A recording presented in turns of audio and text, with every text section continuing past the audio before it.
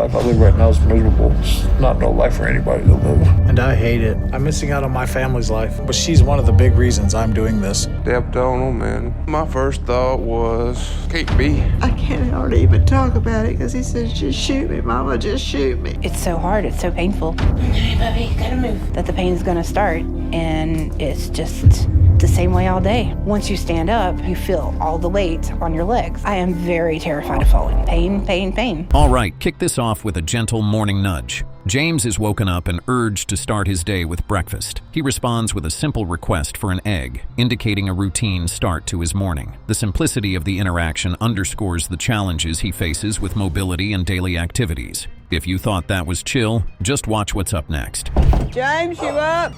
It's time to get up. You gonna eat any breakfast? Son, I don't care. you want an egg? Here comes a dose of reality. James describes the physical and emotional toll of being severely overweight. He talks about the constant pain in his knees and the effort to minimize movement to avoid further discomfort. His description paints a vivid picture of the daily struggles associated with extreme obesity. Buckle up, because the ride gets even bumpier from here. Being overweight for so many years, it's depressing. My knees just ache, joints like they just grinding. Try not to move about as much as I can. I just get out of breath, feel like I'm gonna pass out. Things take a serious tumble here, literally. A distressing incident is recounted where James became wedged between a wall and a door after a fall. His mother recalls the severity of the situation, highlighting his weight at the time and the intense pain he experienced. This moment illustrates the critical challenges in managing James's care at home, but you've got to hear what comes out of his mouth next. One of my worst moments was when I had an accident downstairs.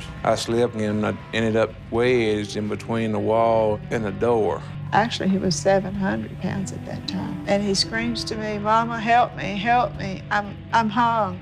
Get ready, this one's a heartbreaker. During the recounting of his painful fall, James expresses a moment of despair, asking his mother to end his suffering. This dark moment reveals the depths of his emotional and physical pain, reflecting the impact of his condition on his mental health. The next bit, well, it opens up a whole new can of worms. I can't hardly even talk about it because he says, just shoot me, Mama, just shoot me. He says, I'm not no good anyway. And that's when I got so concerned. James wasn't overweight as a baby. He was... You'll be amazed how far back this goes. James's history of weight gain is discussed, tracing back to his school days.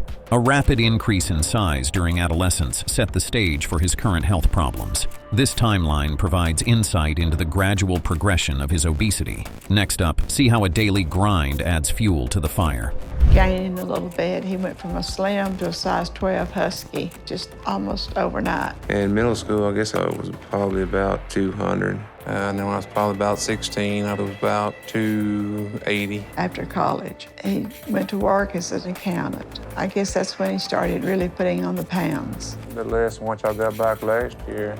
Let's dive into some guilty pleasures. James explains his coping mechanism for stress involves frequent visits to fast food restaurants. This habit is depicted as a significant contributor to his weight issues, emphasizing the role of lifestyle choices in his health crisis. The scale of his struggle becomes shockingly clear in the next snippet. I'll stop to the fast food probably about 5 to 6 times a week.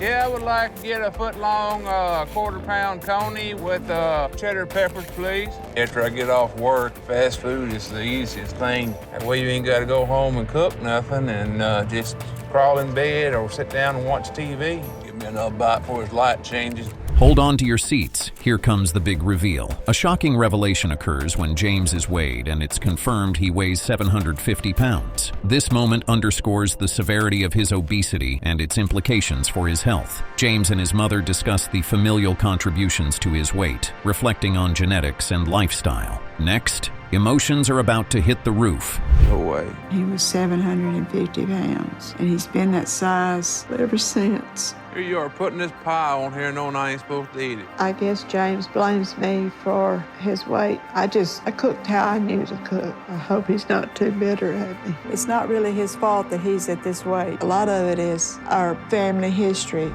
Grab your tissues. This part is a tearjerker.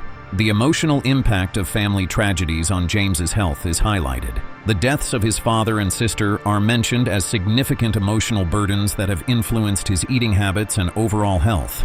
Just wait till you see how this shapes his next decisions.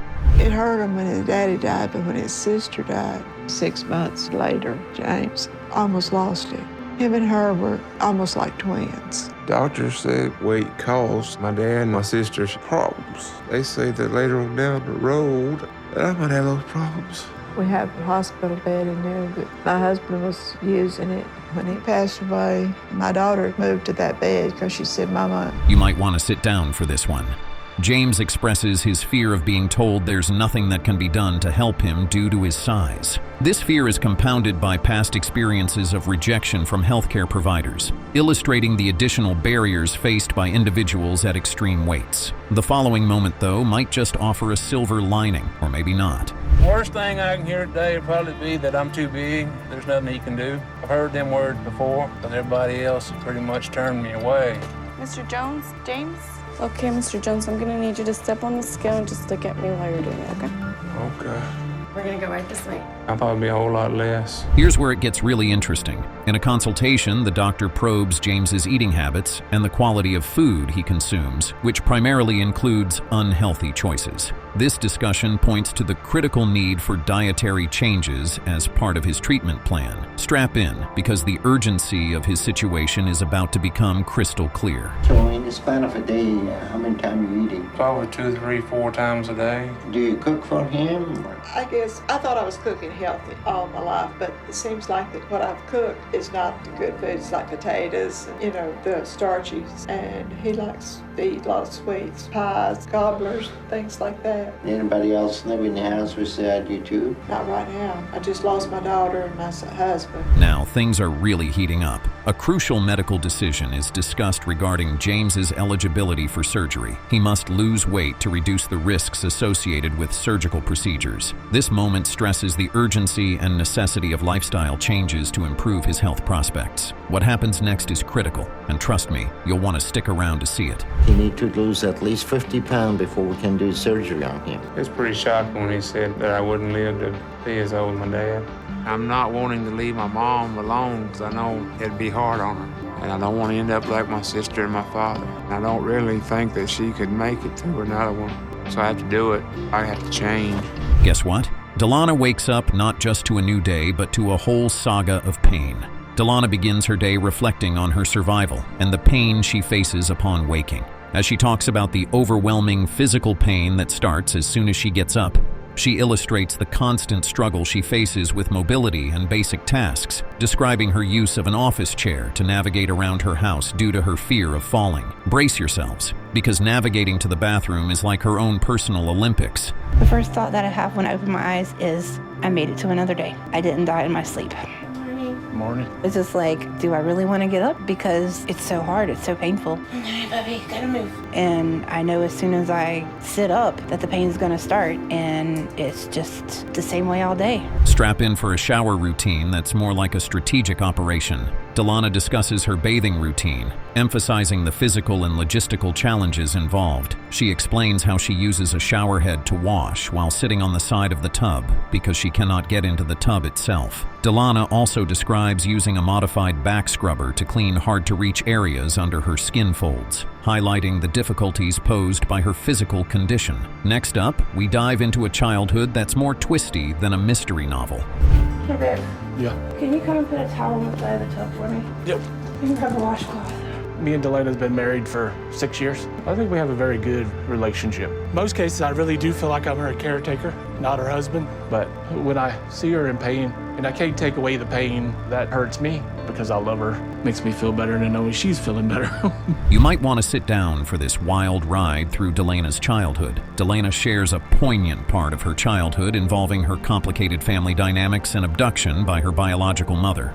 She recounts being raised by her cousin, being kidnapped by her mother, and eventually returned with no consequences for her mother. This segment sheds light on the emotional and psychological impacts of her unstable childhood, which contributed to her relationship with food. Hold tight, because the roller coaster of her adult life is just around the corner. I'm just ready for breakfast. I'll have crispy bacon with sausages, biscuits, and a cup of coffee. It's not the most healthy, but it's also not the worst because it's not a piece of chocolate cake. So that's the way I look at things right now. All right, anything else? No, thank you. Whenever it's time to eat something yummy, I start to feel happy. It brings in the euphoria feeling because it takes me back to the happy part of my childhood. If you thought soap operas were dramatic, wait till you hear about Delana's adult life.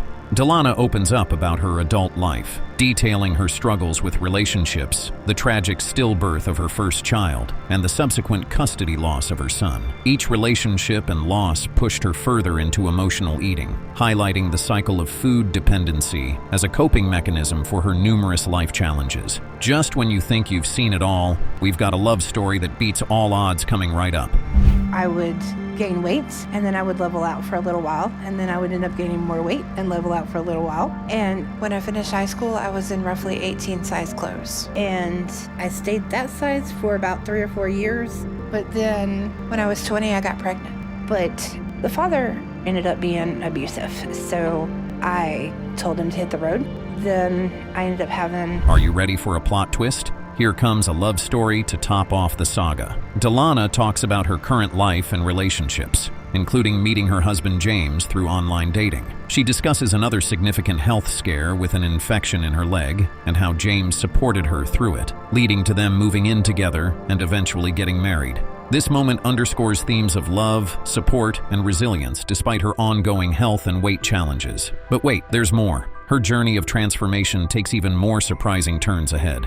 The doctor said that I would need somebody there to help take care of me at home. I was pretty much, there to help her and everything, and I kind of never left after that. I decided I'd move in with her at that point. So, not the exact way we wanted to start a relationship, but hey, we got married in Black Mountain, North Carolina, right on the lake, Lake Tomahawk, and we're happy 7 years later. Can you believe that turnaround? Angie J dishes on her life post-op, revealing her struggles with sickness and dizziness that she was told were all in her head. After some real improvement, she comes to the realization that Dr. Nauseradan was spot on with his diagnosis. Angie extends an olive branch, apologizing to Dr. Now for her previous skepticism and rash reactions, but finds out he's not too thrilled she hightailed it out of town. Buckle up, because her next clinic visit is a roller coaster. I've been back in Ohio for a few months now. My brother Lee has let me stay with him until I can figure out a more long-term option for my living situation. But it's been really nice being around family again. After Dr. Now told me my sickness and pain after surgery was in my head and that there was nothing physical he could treat to make it better, I figured if being miserable was my new normal,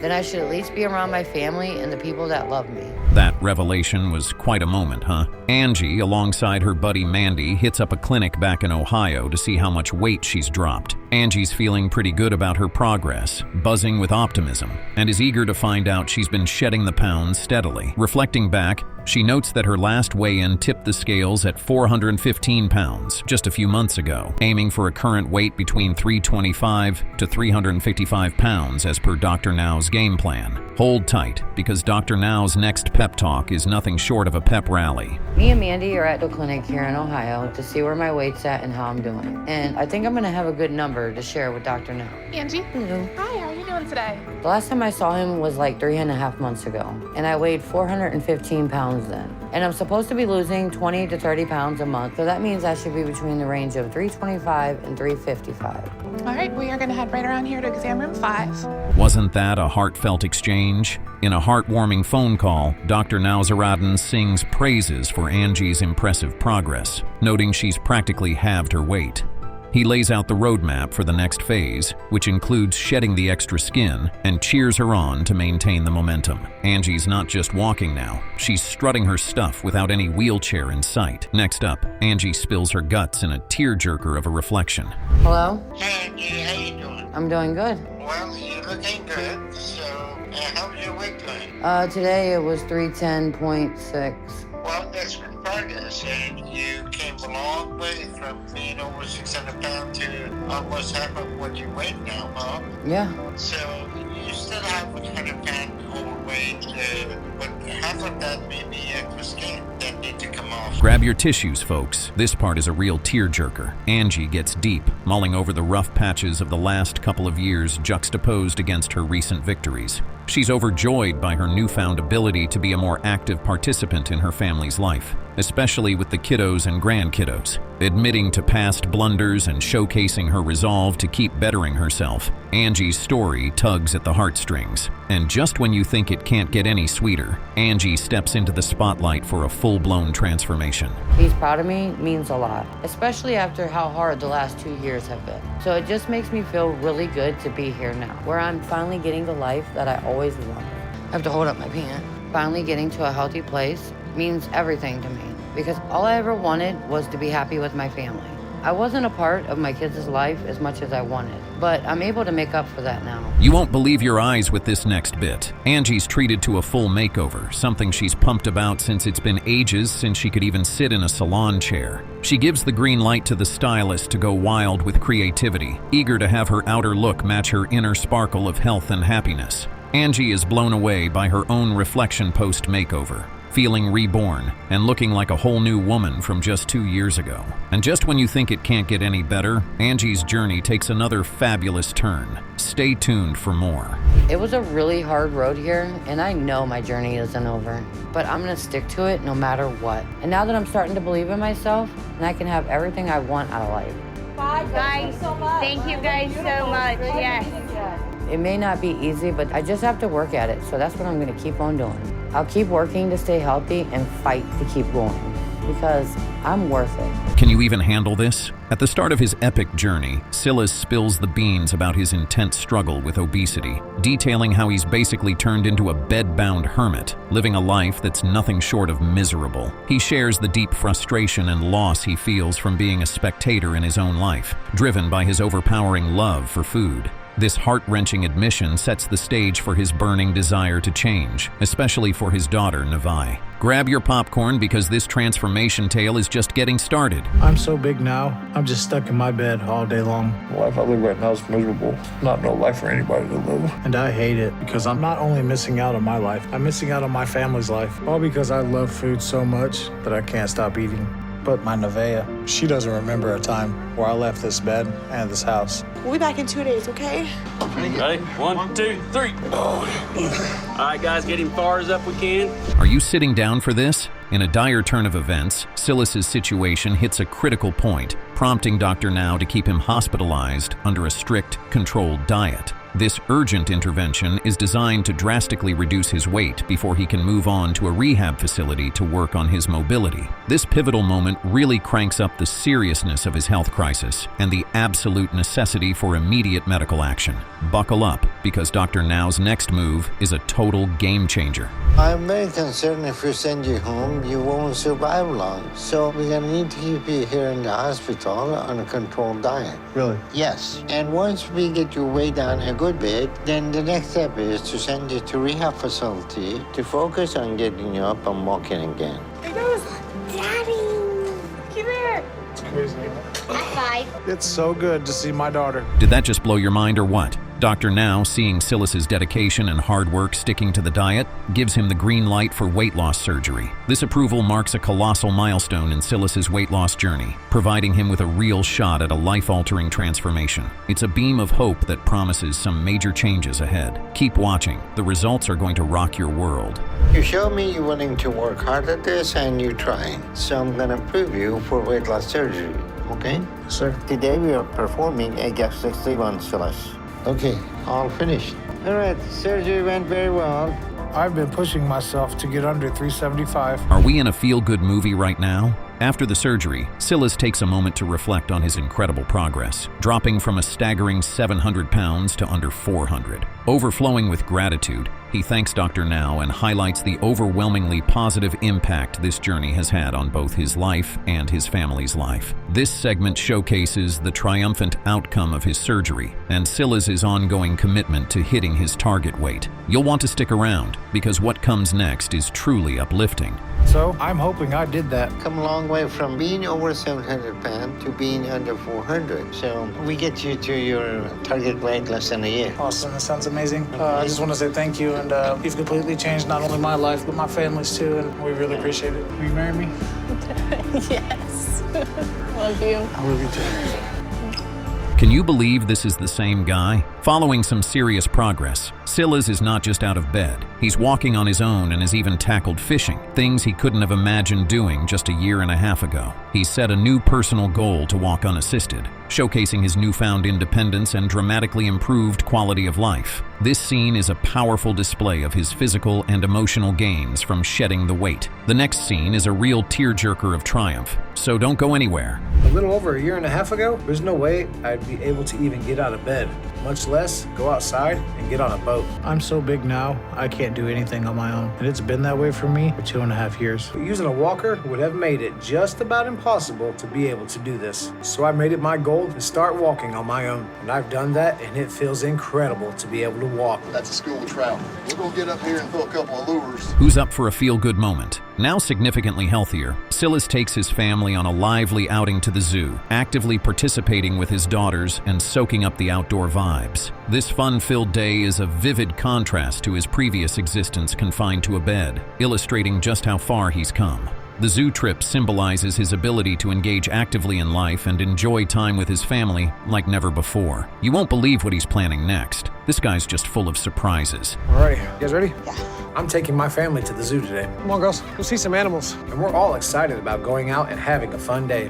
Look at the baby goat. I want a goat. We should get a farm. I am loving life now because I'm no longer this burden that my family has to take care of every day. I'm living life with them now instead of watching everything pass me by from my bed because I can be as active as I want now. Is this not the most heartwarming plot twist? Peering into the future, Silas outlines his next steps, including a skin removal surgery, now that he's tantalizingly close to his target weight. He talks through his objectives and the realistic timeline for achieving them, reflecting a calculated and highly motivated approach to his continued health. This strategic planning underscores his unwavering dedication to keeping the weight off for good. The anticipation is building. Just wait until you see what's coming up. The next 4 to 5 months, and I can make the time. I can't see. Come here. Ready to jump? 1, 2, 3. Oh, hi. Doctor now said that'll probably take another 10 pounds or so off me, so I'm practically at my goal. I know once I do get there, my focus will shift to maintaining my weight loss for the rest of my life. I love the life I have now, and I never want to risk losing it to food ever again. I can't believe how much life has changed. Silas gets as active as he can. He wants to do as much as he can. Are you ready for the grand finale? In the closing segment, Silas reflects on his monumental journey, overflowing with gratitude for the second chance at life he's been gifted and his solid plans to maintain his health. He stresses the importance of staying active and embracing life fully, highlighting his commitment to a new and improved lifestyle. This final note captures the essence of his remarkable transformation and his bright outlook for the future. And guess what? There's still more to his incredible story, so stay tuned for the next chapter. Try to be there as less as possible now. There's too many things to go and do and see and experience, you know? I'm the happiest I've ever been in my life, and I'm excited about all the things I can do now and the possibilities that are out there for me now that my weight's not holding me back, because I can live my life to the fullest now, and that's what I intend to do.